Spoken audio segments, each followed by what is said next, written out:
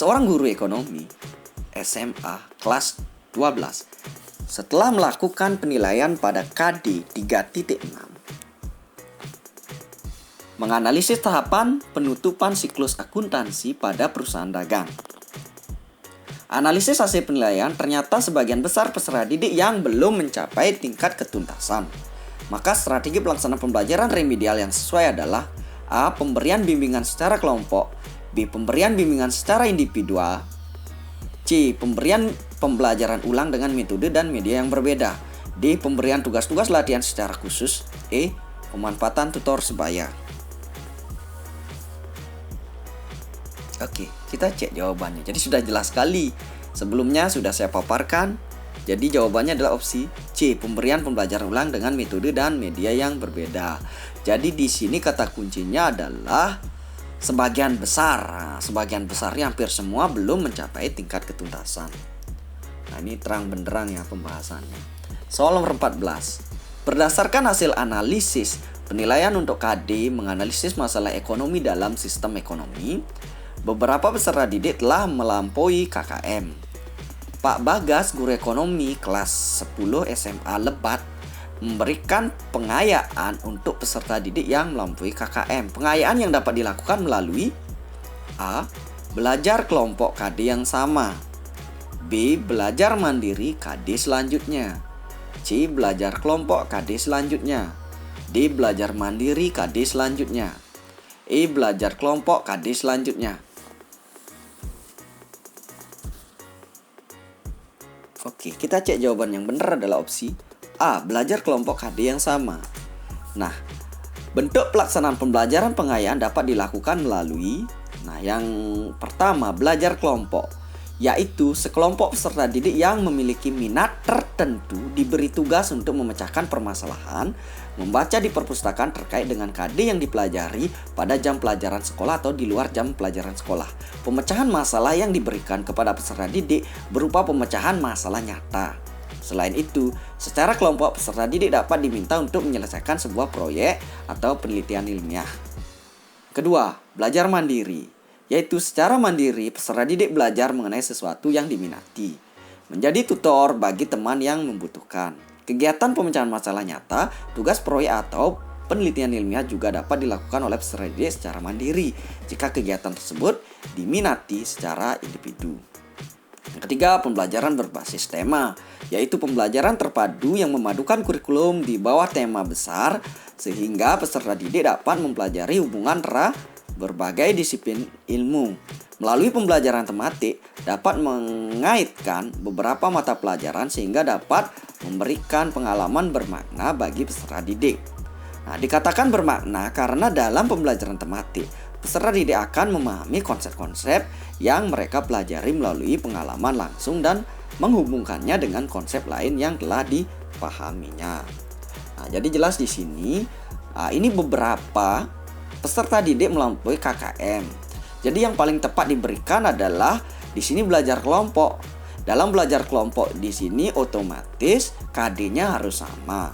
Jadi bukan dia disuruh mempelajari KD selanjutnya yang belum diajarkan. Bukan lagi belajar kelompok KD yang selanjutnya atau bahkan sebelumnya. Biasanya dalam pembelajaran pengayaan biasanya disesuaikan dengan tingkat kesukarannya. Jadi bisa diberikan soal-soal yang kaitannya dengan pemecahan masalah yang lebih kompleks seperti itu yang bisa diselesaikan dengan secara mandiri atau secara berkelompok. Jadi kasus ini yang paling tepat adalah belajar kelompok dengan KD yang sama. Kita lanjut soal nomor 15. Perilaku yang dapat diukur dan atau diobservasi untuk menunjukkan ketercapaian kompetensi dasar tertentu yang menjadi acuan penilaian mata pelajaran merupakan pengertian dari A. Kompetensi inti, B. Standar kompetensi lulusan, C. Indikator, D. Standar isi, E. Standar proses.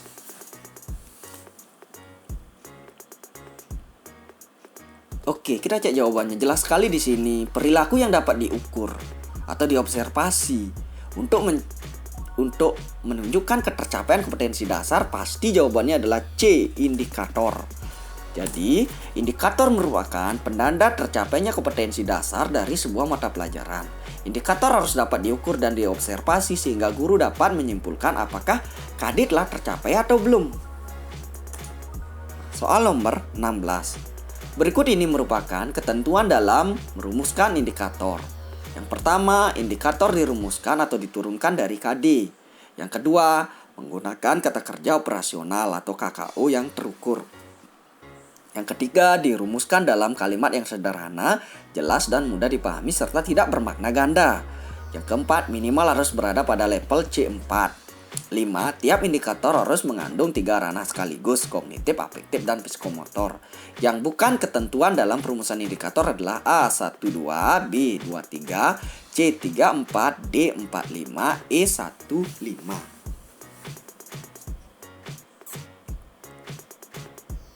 Oke, sudah jelas sekali di sini jawabannya. Yang bukan ketentuan dalam perumusan indikator adalah opsi D, yaitu 4 dan 5. Jadi, ketentuan umum dalam perumusan indikator sebuah KD adalah seperti nomor 1, 2, dan 3, sedangkan 4 dan 5 tidak. Karena dalam indikator tidak harus selalu berada pada level C4. Jadi boleh kita berada pada level C1, C2 maupun C3. Level tidak harus selamanya berada pada level yang tinggi, yaitu C4 atau C5 atau C6. Ya jelas ya. Jadi boleh saja kita jabarkan di level C1 maupun C3 tergantung konteksnya. Selain itu, tiap indikator juga tidak harus memuat 3 ranah sekaligus. Nah ini, jadi di sini tidak harus memuat 3 ranah sekaligus. Jadi yang bukan ketentuannya adalah jelas 4 dan 5, opsi D. Lanjut soal nomor 17. Setiap guru pasti akan menghadapi permasalahan dalam proses belajar mengajar di kelas. Untuk itu, setiap guru dituntut mampu melakukan pemecahan masalah yang terjadi. Salah satu cara paling tepat yang dapat dilakukan oleh guru dalam mencari solusi dari permasalahan yang terjadi dalam proses KMB adalah dalam proses KBM adalah dengan A. Meminta solusi dari kepala sekolah, B. Mendatangkan konsultan pendidikan, C. Melakukan classroom action research, D. Menemui orang tua siswa, E. Berkonsultasi dengan dinas pendidikan. Nah, jelas sekali sini ya, setiap guru pasti akan menghadapi permasalahan dalam proses belajar. Jadi, guru dituntut melakukan pemecahan masalah. Jadi biasanya guru akan melakukan kegiatan PTK, yaitu opsi C. Nah, PTK adalah penelitian yang dilakukan oleh guru untuk memecahkan permasalahan yang ada di kelas. Tujuan dari PTK adalah memperbaiki atau meningkatkan kualitas pembelajaran serta membantu memberdayakan guru dalam memecahkan masalah pembelajaran di sekolah. Kita lanjut soal nomor 18. Salah satu tahapan dalam siklus PTK, penelitian tindakan kelas, adalah menyusun apa yang akan dilakukan untuk mengatasi atau memberi solusi dari permasalahan tersebut. Hal ini mencangkup segala keperluan pelaksanaan PTK, mulai dari materi, bahan ajar, rencana pengajaran yang mencangkup metode teknik mengajar, serta teknik atau instrumen observasi atau evaluasi. Tahap ini adalah A. Planning, B. Implementing, C. Observing, D. Reflecting, E. Controlling.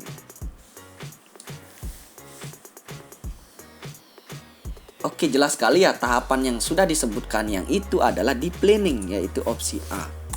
Nah, tahapan perencanaan atau planning dalam PTK adalah tahapan pertama yang mencakup semua langkah tindakan secara rinci yang akan dilakukan untuk mengatasi permasalahan.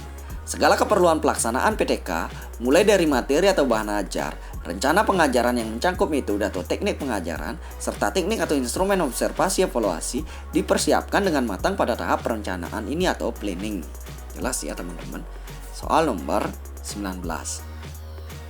Menurut Undang-Undang Nomor 14 Tahun 2005 tentang guru dan dosen, dalam pasal 20 menyebutkan merencanakan pembelajaran, melaksanakan proses pembelajaran yang bermutu, menilai dan mengevaluasi hasil pembelajaran, membimbing dan melatih peserta didik siswa, melakukan penelitian, melaksanakan tugas tambahan yang melekat pada kegiatan pokok yang sesuai, dan meningkatkan dan mengembangkan kualifikasi akademik dan kompetensi secara berkelanjutan. Ini semua merupakan A.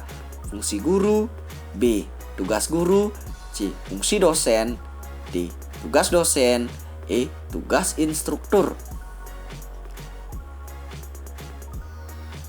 Oke, kita cek jawabannya. Sudah jelas sekali di sini tugas-tugas yang dipaparkan ini berkaitan tentang guru. Dan di sini ada tugas tambahan. Nah, jelas opsi B yaitu tugas dari guru. Nah, menurut Undang-Undang Nomor 14 Tahun 2005 tentang guru dan dosen, pasal 20 menyatakan hal-hal tersebut merupakan tugas dari seorang guru. Jadi untuk teman-teman bisa cek secara langsung, tinggal dicari di internet untuk Undang-Undang Nomor 14 Tahun 2005 pasal 20-nya untuk lebih jelas lagi. Lanjut soal nomor 20. Perkembangan teknologi memungkinkan pembelajaran tidak lagi dilakukan secara tatap muka di dalam kelas. Akan tetapi dapat dilakukan secara virtual atau jarak jauh, distance learning. Sistem ini menggabungkan proses pembelajaran jarak jauh dengan prinsip-prinsip dalam pembelajaran dengan teknologi. Pembelajaran ini biasanya berbasis web yang bisa diakses menggunakan jaringan internet dimanapun tempat pembelajar berada. Hal ini sering disebut dengan A. E-learning, B. Blended learning, C. Learning by doing, D. Self-learning, E. Efficient learning. Nah, jelas sekali udah nggak asing istilahnya, yaitu opsi A, yaitu e-learning. E-learning adalah sistem pembelajaran yang memanfaatkan teknologi informasi dalam proses belajar mengajar dan digabungkan dengan sistem pembelajaran jarak jauh, non face-to-face learning, yang bisa diakses dengan menggunakan jaringan internet dimanapun saja berada. Lanjut, soal nomor 21. Salah satu pendekatan pembelajaran ekonomi di SMA atau MA di kurikulum 2013 revisi adalah pendekatan saintifik. Langkah-langkah pembelajaran dengan pendekatan saintifik yang benar adalah sebagai berikut. A. Mengamati, mengumpulkan informasi, mengasosiasikan, menanya, dan mengkomunikasikan. B. Mengamati, menanya, mengumpulkan informasi, mengasosiasikan, dan mengkomunikasikan. C. Menanya, mengamati, mengumpulkan informasi, mengasosiasikan, dan mengkomunikasikan. D. Mengamati, mengumpulkan informasi, menanya, mengasosiasikan, dan mengkomunikasikan. E. Mengamati, menanya, mengasosiasikan, mengumpulkan informasi, dan mengkomunikasikan. Oke, kita cek jawaban yang benar adalah. Nah, dari sini, kalau teman-teman sudah sering membuat RPP, pasti selalu mengintegrasikan langkah-langkah pembelajaran dengan pendekatan saintifik. Ya, jelas sekali yang pertama pasti mengamati. Nah, itu untuk kita cek dulu opsi A. Mengamati lalu mengumpulkan informasi. Di sana menanya ada di posisi akhir-akhir, yaitu salah di sana. Harusnya menanya itu muncul setelah mengamati. Nah, opsi B, mengamati, menanya, mengumpulkan informasi, mengasosiasi, dan mengkomunikasikan. Jadi yang benar adalah opsi B. Nah, kalau opsi C kita telaah lagi. Yang pertama menanya. Nah, jadi apa yang perlu ditanyakan kalau siswa belum mengamati? Jadi jelas opsi C salah. Opsi D, mengamati, habis itu mengumpulkan informasi, habis itu baru menanya. Nah, ini jangan sampai ketukar. Nah, sebelum mengumpulkan informasi, jadi siswa setelah proses mengamati harus menanya dulu. Nah, untuk opsi E, mengamati, menanya, mengasosiasi. Ya, ini ketukar, mengasosiasi dengan mengumpulkan informasi tidak boleh. Jadi harusnya mengumpulkan informasi lebih dulu dari mengasosiasikan. Baru nanti dikomunikasikan. Jelas ya, teman-teman. Nah, lanjut soal nomor 22. Kegiatan memproses informasi yang sudah dikumpulkan, baik dari eksperimen maupun hasil dari kegiatan mengamati yang kemudian dilanjutkan dengan kegiatan menemukan keterkaitan satu informasi dengan informasi lainnya dan menyimpulkan pola dari keterkaitan informasi tersebut merupakan salah satu bagian dari langkah pembelajaran saintifik, yaitu A. Mengamati, B. Menanya, C. Mengumpulkan informasi, D. Mengasosiasikan, E. Mengkomunikasikan.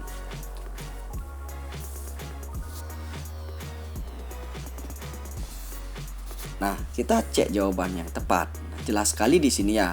Dalam kegiatan memproses informasi yang sudah dikumpulkan, baik dari eksperimen maupun hasil dari kegiatan mengamati yang kemudian dilanjutkan dengan kegiatan menemukan keterkaitan suatu informasi dengan informasi lainnya, menyimpulkan pola dan keterkaitan informasi tersebut Nah, di sana ada kata kegiatan memproses informasi.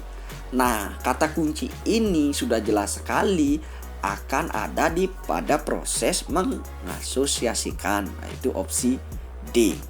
Jadi setelah informasi terkumpul pasti akan melakukan kegiatan memproses informasi. Nah, mengasosiasikan dalam langkah pembelajaran saintifik merupakan kegiatan mengolah informasi yang sudah dikumpulkan dan kemudian menemukan kaitan antar informasi tersebut serta membuat kesimpulan dari informasi yang telah dikumpulkan sebelumnya. Jadi jelas ya teman-teman. Lanjut soal nomor 23. Seorang guru ekonomi kelas 11 SMA sebelum melaksanakan pembelajaran mempersiapkan perangkat pembelajaran. Pada KD menganalisis APBN dan APBD dalam pembangunan ekonomi. Setelah menyusun indikator pembelajaran untuk KD tersebut, salah satu tujuan pembelajaran yang disusun adalah mengidentifikasi manfaat pendekatan nasional dengan jujur dan percaya diri. Nah, semua itu termuat dalam A. Silabus, B. RPP, C. Silabus, D. SKL, E. Kurikulum. Kita cek jawaban yang benar adalah opsi B, yaitu RPP. Nah, di sini jelas ya. Seorang guru sebelum melaksanakan pembelajaran pasti mempersiapkan perangkat pembelajaran yang berupa RPP. Nah, di sini KD-nya jelas menganalisis APBN dan APBD dalam pembangunan ekonomi. Nah, setelah menyusun indikator, jadi indikator sudah disusun dalam pembelajaran untuk KD tersebut. Salah satu tujuan pembelajaran disusun adalah mengidentifikasi manfaat pendapatan nasional dengan jujur. Nah, dari indikator tujuan pembelajaran KD itu semua terlingkup atau tercangkup di dalam sebuah RPP. Soal nomor 24. Silabus dan RPP sama-sama sebagai rencana proses pembelajaran. Perbedaannya adalah sebagai berikut. A. Silabus berisi kompetensi dasar, sedangkan RPP mengarahkan kegiatan belajar untuk mencapai kompetensi dasar. B. Silabus bersumber dari standar isi dan standar lulusan, sedangkan RPP bersumber dari standar kompetensi lulusan. C. RPP dibuat oleh setiap guru, sedangkan silabus dibuat oleh tim guru. D. RPP dan silabus keduanya disusun oleh setiap satuan pendidikan. E. Silabus berisi rincian kegiatan pembelajaran, sedangkan RPP berisi pendekatan penilaian hasil belajar yang akan digunakan. Nah, kita cek jawaban yang benar adalah opsi A, yaitu silabus berisi kompetensi dasar, sedangkan RPP mengarahkan kegiatan belajar untuk mencapai kompetensi dasar. Nah, jadi gini ya. Jadi di silabus di sana kan hanya terdapat kompetensi dasar. Di RPP ini selain terdapat kompetensi dasar juga diarahkan suatu kegiatan belajar untuk mencapai kompetensi dasar itu. Jadi dari KD itu akan diturunkan indikator untuk mencapai, diturunkan tujuan sehingga tercapai tujuan yang diinginkan, yaitu KD itu terpenuhi atau tidak, seperti itu. Jadi jelas ya.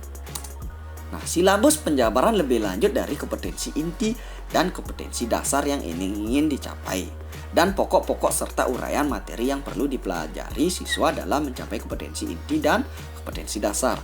Sedangkan RPP yang menggambarkan prosedur dan manajemen pembelajaran, rencana kegiatan pembelajaran yang akan dilakukan di kelas untuk mencapai satu atau lebih kompetensi dasar yang ditetapkan dalam standar isi dan dijabarkan dalam isi silabus. Jadi jelas nih. Nah untuk selanjutnya itu akan dibahas SKP Guru Ekonomi Materi Profesional. Jadi jangan lupa di like and subscribe dan pantengin terus channel ini ya. Terima kasih.